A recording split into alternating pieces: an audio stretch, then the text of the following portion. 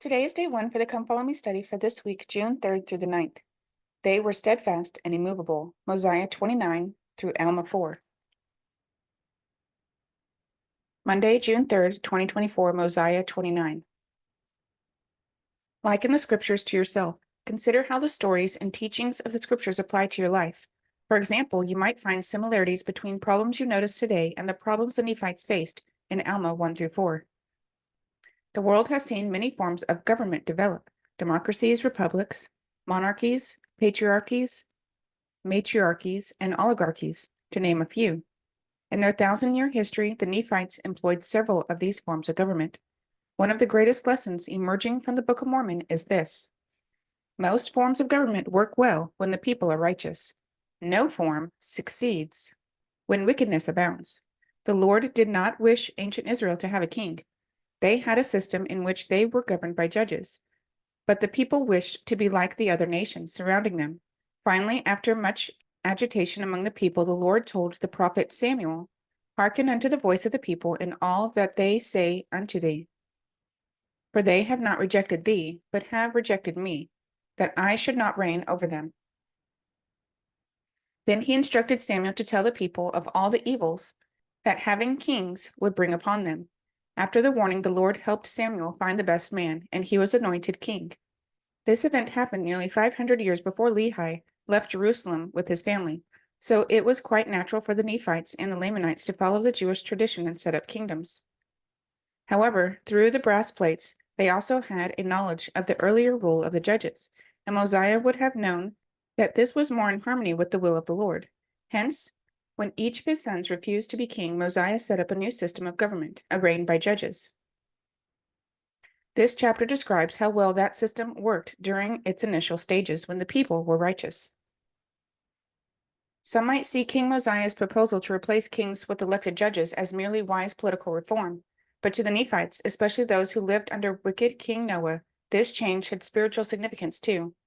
They had seen how an unrighteous king had influenced his people, and they were exceedingly anxious to be free from such influence. This change would allow them to be responsible for their own righteousness and answer for their own sins. Of course, the end of the reign of kings did not mean the end of problems in Nephite society. Cunning people like Nahor and Amlici promoted false ideas. Non-believers persecuted the saints, and many members of the church became prideful and fell away. Yet the humble followers of God remained steadfast and immovable, despite what happened around them. The Nephites institute a system of judges. Mosiah chapter 29. Mosiah proposes that judges be chosen in place of a king. Unrighteous kings lead their people into sin. Alma the Younger is chosen chief judge by the voice of the people. He is also the high priest over the church. Alma the Elder and Mosiah die, about 92 to 91 BC. Mosiah 29, 1 through 7. Now when Mosiah had done this, he sent out throughout all the land among all the people, desiring to know their will concerning who should be their king. And it came to pass that the voice of the people came, saying, "We are desirous that Aaron thy son should be our king and our ruler." Now Aaron had gone up to the land of Nephi, therefore the king could not confer the kingdom upon him, neither would Aaron take upon him the kingdom. Neither were there any of the sons of Mosiah willing to take upon them the kingdom. Therefore King Mosiah sent again among the people, yea, even a written word sent he among the people. And these were the words that were written, saying, "Behold, O ye my people, or my brethren, for I esteem you as such. I desire that ye should consider the cause that ye are called to consider, for ye are desirous to have a king. Now I declare unto you that he to whom the kingdom doth rightly belong has declined, and will not take upon him the kingdom. And now if there should be another appointed in his stead, behold, I fear there would arise contentions among you. And who knoweth but what my son, to whom the kingdom doth belong, should turn to be angry and draw away a part of his people after him, which would cause wars and contentions among you, which would be the cause of shedding much blood and perverting the way of the Lord, yea, and destroy the souls of many people." Elder B. H. Roberts said the sons of Mosiah, who were heirs to the Nephite throne, were miraculously converted to the gospel, and so thoroughly imbued had they become with the importance of the work of the ministry of the church that they abandoned their rights of succession to the kingly dignity and departed from the land of Zarahemla to perform missions among the Lamanites. In consequence of the action of these young princes, Mosiah II was confronted with the problem of succession to the Nephite throne, since those to whom belonged the right refused to accept the honor. He feared that if another were appointed instead of one who had constitutional claims to the throne, there might arise contentions over the question of succession. And who knoweth, he said, but what my son, to whom the kingdom doth belong, shall turn to be angry, and draw part of this people after him, which would cause wars and contentions among you, which would be the cause of shedding much blood. He therefore recommended the election of a chief judge, or president of the theocratic democracy, who would be possessed of both administrative and judicial powers, in the hope that such action taken by the people themselves would obviate all difficulty or question about the legitimacy of the government about to be established. Mosiah 29, 8-20. Now I say unto you, let us be wise and consider these things, for we have no right to destroy thy son, neither should we have any right to destroy another if he should be appointed in his stead. And if my son should turn again to his pride and vain things, he would recall the things which he had said and claim his right to the kingdom, which would cause him and also this people to commit much sin. And now let us be wise and look forward to these things, and do that which will make for the peace of this people. Therefore I will be your king the remainder of my days. Nevertheless, let us appoint judges to judge this people according to our law. And we will newly arrange the affairs of this people, for we will appoint wise men to be judges, that will judge this people according to the commandments of God. Now it is better that a man should be judged of God than of man, for the judgments of God are always just, but the judgments of man are not always just. Therefore, if it were possible that you could have just men to be your kings, who would establish the laws of God, and judge this people according to his commandments, yea, if ye could have men for your kings who would do even as my father Benjamin did before this people, I say unto you, if this could always be the case, then it would be expedient that ye should always have kings to rule over you. And even I myself have labored with all the power and faculties which I have possessed to teach you the commandments of God and to establish peace throughout the land, that there should be no wars nor contentions, nor stealing, nor plundering, nor murdering, nor any manner of iniquity. And whosoever has committed iniquity, him have I punished according to the crime which he has committed, according to the law which has been given to us by our fathers. Now I say unto you, that because all men are not just, it is not expedient that ye should have a king or kings to rule over you. For behold, how much iniquity doth one wicked king cause to be committed, yea, and what great destruction. Yea, remember King Noah, his wickedness and his abominations, and also the wickedness and abominations of his people. Behold, what great destruction did come upon them, and also because of their iniquities they were brought into bondage. And were it not for the interposition of their all-wise Creator, and this because of their sincere repentance, they must unavoidably remain in bondage until now. But behold, he did deliver them because they did humble themselves before him, and because they cried mightily unto him, he did deliver them out of bondage. And thus doth the Lord work with his power in all cases among the children of men, extending the arm of mercy towards them that put their trust in him. Alma 42. Mercy claimeth the penitent, and mercy cometh because of the atonement. Doctrine and Covenants 18. And he hath risen again from the dead, that he might bring all men unto him on conditions of repentance. Doctrine and Covenants 19. For behold, I God have suffered these things for all, that they might not suffer if they would repent. But if they would not repent, they must suffer, even as I. Mosiah 15. For these are they whose sins he has borne. These are they for whom he has died to redeem them from their transgressions. And now are they not his seed? Therefore ought ye not to tremble? For salvation cometh to none such, for the Lord hath redeemed none such. Yea, neither can the Lord redeem such, for he cannot deny himself, for he cannot deny justice when it has its claim.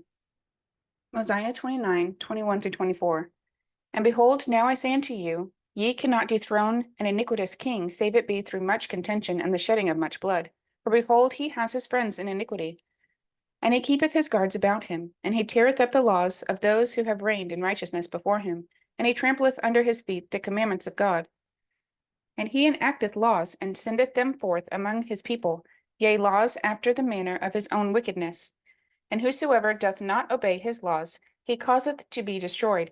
And whosoever doth rebel against him, he will send his armies against them to war. And if he can, he will destroy them. And thus an unrighteous king doth pervert the ways of all righteousness. And now behold, I say unto you, it is not expedient that such abominations should come upon you. What special reasons did Mosiah give for doing away with the monarchy? In addition to describing the potential problems of trying to force one of his sons to be king, King Mosiah singled out the wicked King Noah as an example of an evil and unjust leader. His actions certainly demonstrate why the judgments of men are not always just. One of the reasons is ignorance. King Noah did not apply his mind to an understanding of the law he should have followed, nor did he prepare his heart to willingly obey that law. Ignorance certainly can be, and often is, the basis of injustice. Another reason for injustice can be found in Noah's love of power. In order to exercise the power he desired, he surrounded himself with ministers and priests, whose favors he bought with money and position in both church and state. He also encouraged them to live in sin as they pleased. Drunkenness and adultery were their main vices. Wicked men are just only when they are compelled to be by fear of a stern law or a reaction of the people.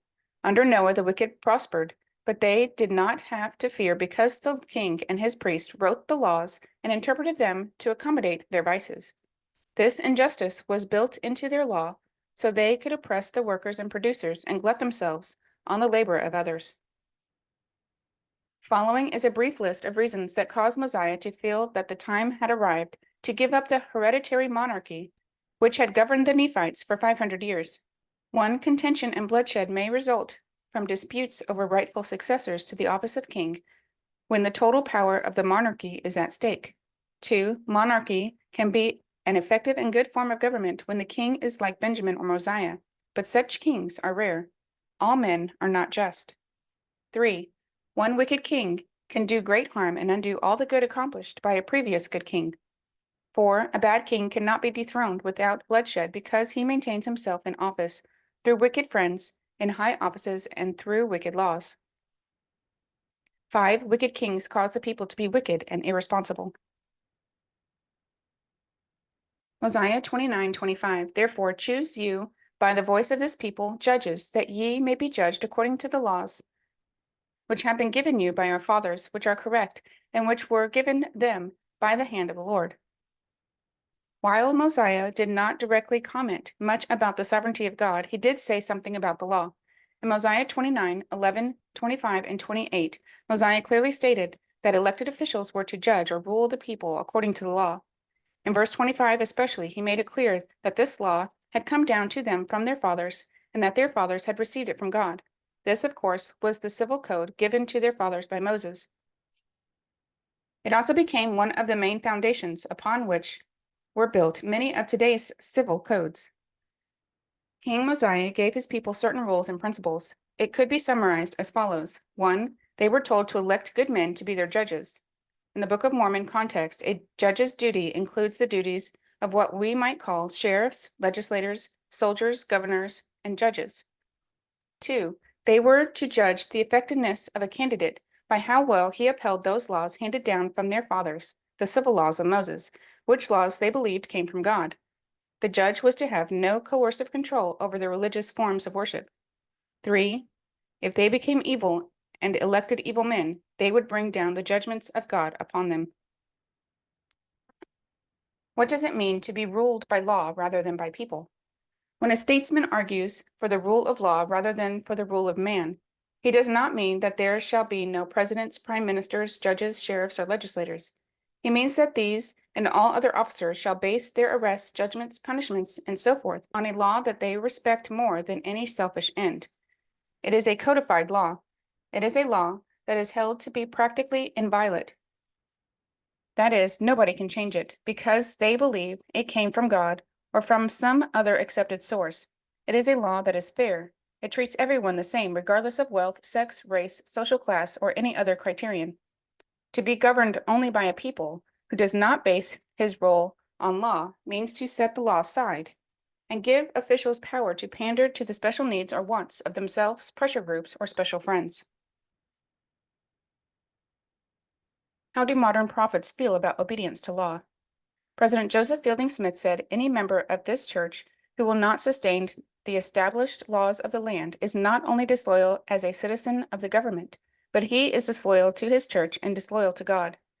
He should understand it, and above all else, we should be law-abiding and live in righteousness with each other, with our neighbors, and worship the living God in the spirit of truth and righteousness, and at the same time have loyal hearts to the nations which bear rule and will bear rule until he comes, whose right it is to reign."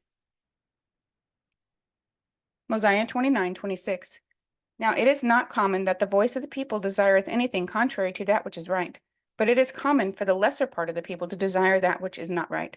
Therefore this shall ye observe, and make it your law, to do your business by the voice of the people. Elder J. Reuben Clark, Jr. said, "I have a complete confidence in the aggregate wisdom of the people, if they are given and made to understand the facts. The wisdom of the mass is always greater than the wisdom of the individual or of the group. The few may be more subtle, more agile-minded, more resourceful.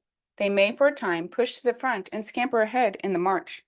They may, on occasion and for a time, entice us down the wrong highway at the crossroads. But the great slow-moving, deliberate-thinking mass plods along over the years down the divinely appointed way. Led astray, they slowly, cumbrously swing back to the right road, no matter what the toil or the sacrifice may be, and when they start to return, they crush whatever lies in their path. So has humanity come up through the ages." President Harold B. Lee said, "Those who have served as public officials soon learn that there is always the imperative necessity of deciding whether or not demands on a controversial issue are being made by a well-organized loud minority or by a greater majority of those who might be less vocal, but whose cause is just and in accordance with righteous principles. Always we should do well to reflect upon the counsel of a wise king of ancient times.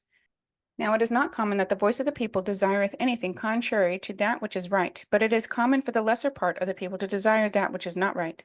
Therefore do your business by the voice of the people." Let this counsel be our counsel to our church members and the honorable of the earth everywhere. Be alert and active in your business and political interests. The great danger in any society is apathy and a failure to be alert to the issues of the day, when applied to principles or to the election of public officials. The fourth certainty to keep in mind in our civil responsibility is to choose those to govern us as civil officers and magistrates who will enforce the laws and administer the law in equity and justice, as we are admonished by inspired men of God. In a word, we must seek for statesman-like men who will ask, is it right or is it good for the country or for the community, instead of those who may merely ask, is it politically expedient? President Harold B. Lee also said, "When election draws near, we hear members say, 'Why doesn't the church tell us how to vote?' I cannot think of anything that would bring about a greater wholesale apostasy than if we would assume to do that. I say, the Lord has told you how to vote. You read section 134, verse 3 of the D&C, where the Lord said, 'We believe that all governments necessarily require civil officers and magistrates to enforce the laws of the same, and that such as will administer the law in equity and justice should be sought for and upheld by the voice of the people if a republic or the will of the sovereign.' That is what the Lord said. Then I say to them, read Mosiah's wise counsel when he said, 'Therefore choose you by the voice of this people judges, that ye may be judged according to the laws which have been given you by our fathers, which are correct, and which were given them by the hand of the Lord.' Now it is not common that the voice of the people desireth anything contrary to that which is right, but it is common for the lesser part of the people to desire that which is not right. Therefore this shall ye observe, and make it your law, to do your business by the voice of the people. I have said to them, if you do not know how to vote after you have read those two things, you are dumber than I think you are." Any true Latter-day Saint can know how to vote. Mosiah 29:27. And if the time comes that the voice of the people doth choose iniquity, then is the time that the judgments of God will come upon you. Yea, then is the time he will visit you with great destruction, even as he has hitherto visited this land. Elder Neil A. Maxwell of the Quorum of the 12 Apostles warned that we must not be indifferent to wickedness in society, because destruction awaits nations that choose unrighteousness. Speaking behaviorally, when what was once the lesser voice of the people becomes more dominant. Then the judgments of God and the consequences of foolish selfishness follow. Cultural decline is accelerated when single interest segments of society become indifferent to general values once widely shared. This drift is facilitated by the indifferent or the indulgent, as society is led carefully down to hell. Some may not join in this drift, but instead they step aside, whereas once they might have constrained, as is their representative right.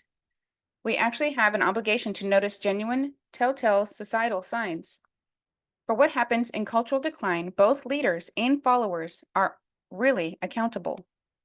Historically, of course, it is easy to criticize bad leaders, but we should not give followers a free pass. Otherwise, in their rationalization of their generation, they may say that we just followed orders, while the leader was just ordering followers. However, much more is required of followers in a democratic society, wherein individual character matters so much in both leaders and followers. President Boyd K. Packer also spoke of the recent trends of distorting tolerance. The virtue of tolerance has been distorted and elevated to a position of such prominence as to be thought equal to and even valued more than morality. It is one thing to be tolerant, even forgiving of individual conduct. It is quite another to collectively legislate and legalize to protect immoral conduct that can weaken, even destroy the family. There is a dangerous trap when tolerance is exaggerated to protect the rights of those whose conduct endangers the family and injures the rights of the more part of the people. We are getting dangerously close to the condition described by the prophet Mosiah. Mosiah 29:28-31. And now if ye have judges, and they do not judge you according to the law which has been given, ye can cause that they may be judged of a higher judge. If your higher judges do not judge righteous judgments, ye shall call that a small number of your lower judges should be gathered together, and they shall judge your higher judges according to the voice of the people.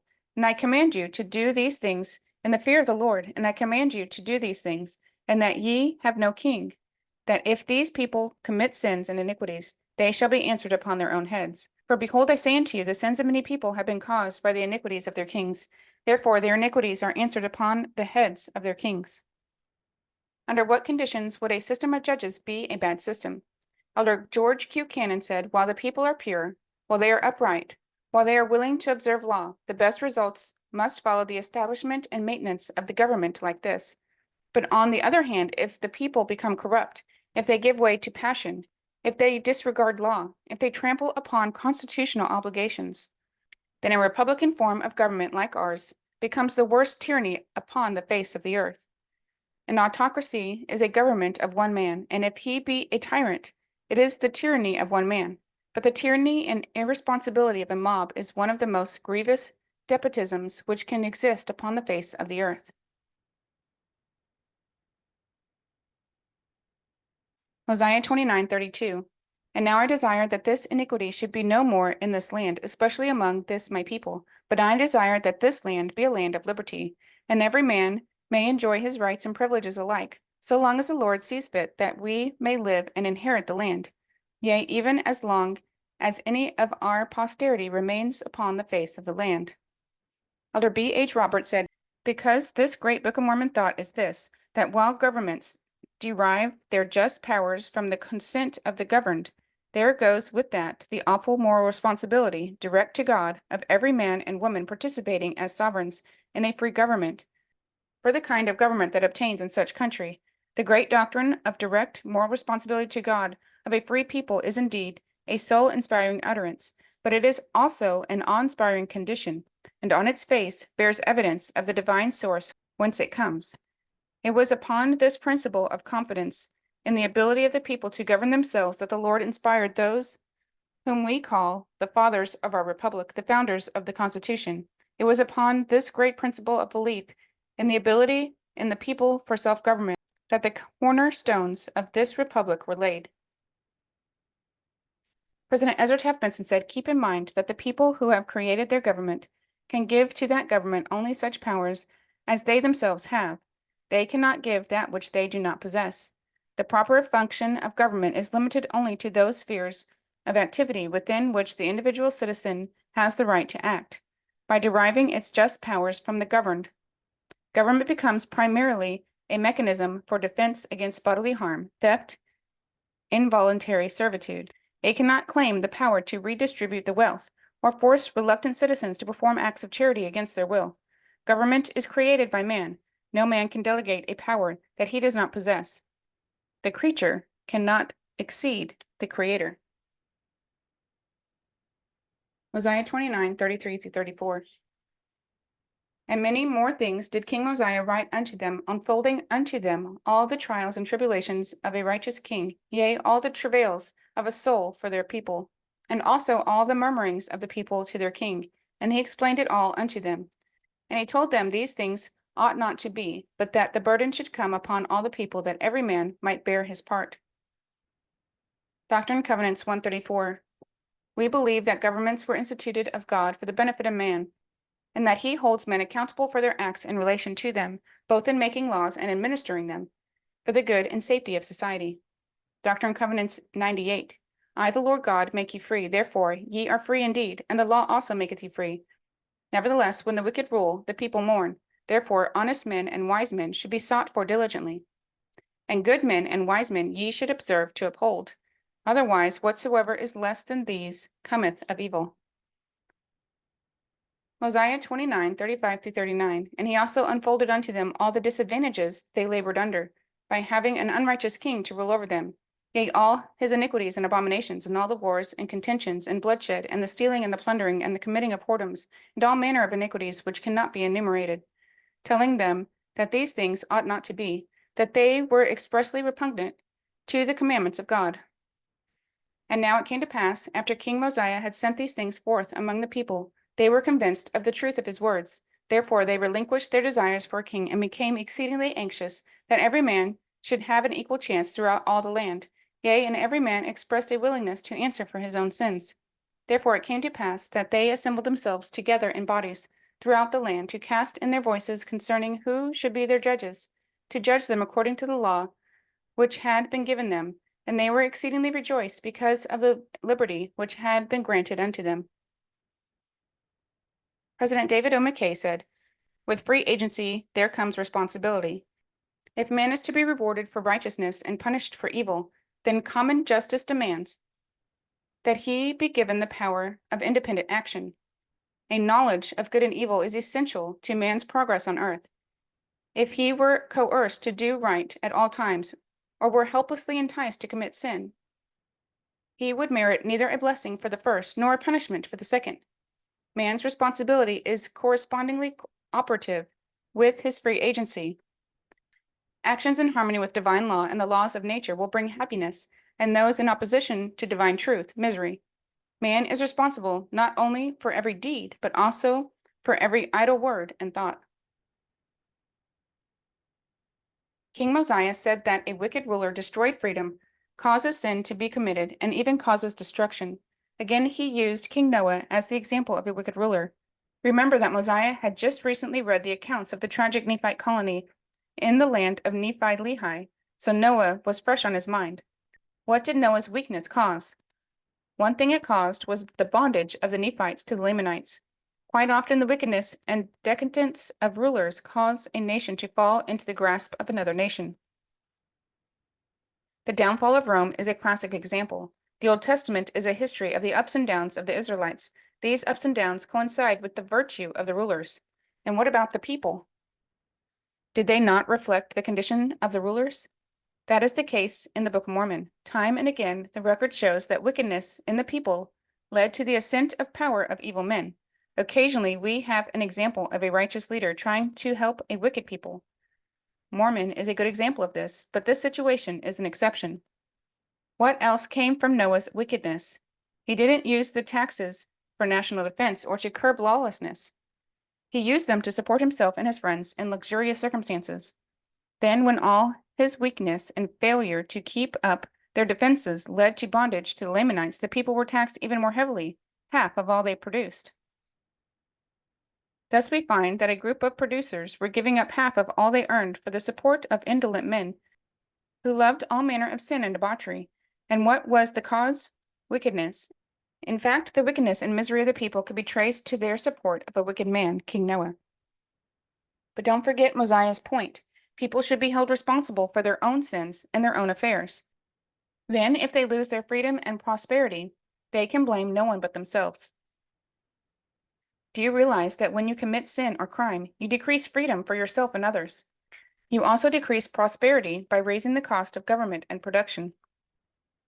President Joseph F. Smith said the voice of the pessimistic agitator is heard in the land today. He is loud in denunciation of existing systems and vigorous in demand for new laws and government reforms. Progressive legislation is undoubtedly necessary, and abuse of power, neglect of duty, and other evils in national and local administration should be promptly corrected. But the crying need of mankind is individual reformation. The thorough purification and effective regulation of society as a system through impressive legislation is a stupendous and well-nigh hopeless undertaking. The natural and rational plan of improvement must deal largely with the education of the society unit, the individual citizen. Mosiah 29:40-41, and they did wax strong in love towards Mosiah, yea, they did esteem him more than any other man, for they did not look upon him as a tyrant who was seeking for gain, yea, for that lucre which doth corrupt the soul, for he had not exacted riches for them. Neither had he delighted in the shedding of blood, but he had established peace in the land, and he had granted unto his people that they should be delivered from all manner of bondage. Therefore they did esteem him, yea, exceedingly beyond measure. And it came to pass that they did appoint judges to rule over them, or to judge them according to the law, and this they did throughout all the land. With whom could you compare Mosiah the second? As a lawmaker, Mosiah may be regarded among the most eminent this world has produced. We regard him in some respects as the Moses, in others the Alfred the Great of his age and his nation. But besides him being a king, he was also a seer. The gift of interpreting strange tongues and languages was his. By this gift he translated from the 24 plates of gold found by the people of King Limhi the records of the Jaredites. No wonder that a man possessed of such gifts, so just and merciful in the administration of the law, so perfect in his private life, should be esteemed more than any man by his subjects, and that he waxed strong in their love towards him. As a king, he was a father to them, but as a prophet, seer, and revelator, he was the source from which divine wisdom flowed unto them. We must go back to the days of the antediluvian patriarchs to find the peers of these three kings, the two Mosiahs and Benjamin. Mosiah 29:42, and it came to pass that Alma was appointed to be the first chief judge, he being also the high priest, his father having conferred the office upon him, and having given him the charge concerning all the affairs of the church. Elder B.H. Roberts said, "It is difficult to determine with precision the entire character of the constitution of the Nephite democracy, but from what is written in the Book of Mormon, this much may be learned. The chief judge, elected by the people, was the supreme governor of the land, the chief executive. His oath of office bound him to judge righteously, and to keep the peace and the freedom of the people, and grant unto them the sacred privileges to worship the Lord their God, to support and maintain the laws of God all his days, and to bring the wicked to justice according to their crimes." A similar oath was doubtless administered to the inferior judges. To a limited extent, also legislative powers were granted to the chief judge, but these powers appeared to have been limited to framing laws which were not in force until ratified by the voice of the people. No limit seems to have been set to the term of office of the chief judge, but as the voice of the people placed him in office, the same power could also dismiss him from it. And it may be that the power of impeachment vested in a certain number of inferior judges extended to deposing even the chief judge. In any event, it may be concluded that he held his position only during good behavior. Mosiah 29:43-47. And now it came to pass that Alma did walk in the ways of the Lord, and he did keep his commandments, and he did judge righteous judgments, and there was continual peace through the land. And thus commenced the reign of the judges throughout all the land of Zarahemla, among all the people who were called the Nephites. And Alma was the first and chief judge. And now it came to pass that his father died, being 82 years old, having lived to fulfill the commandments of God. And it came to pass that Mosiah died also in the 33rd year of his reign, being 63 years old, making in the whole 509 years from the time Lehi left Jerusalem. And thus ended the reign of the kings over the people of Nephi, and thus ended the days of Alma, who was the founder of their church. The change in government instituted through King Mosiah was viewed as so significant that from that point on, the Nephites recorded their time from the beginning of the reign of the judges. Until this point, the Nephites had kept track of time from the year Lehi left Jerusalem.